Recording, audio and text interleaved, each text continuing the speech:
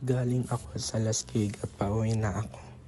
Habang nakasakay ako sa tricycle at naglalakbay sa mahabang daan, ramdam ko ang pagod ng buong araw. Tahimik akong nakatanaw sa paligid habang dumadaan kami sa mga kalsada. Sa bawat minuto ng biyahe, naiisip ko ang mga nangyari sa buong araw. Ang mga aralin sa school, ang tawanan, kasama ang mga kaibigan at mga pangarap na gusto kong maabot balang araw.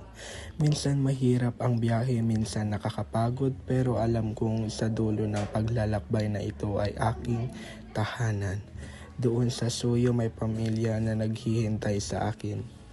Doon ako nagpapahinga at muling kumukuha ng lakas. Kaya kahit pagod, tuloy pa rin ang aking pag-uwi.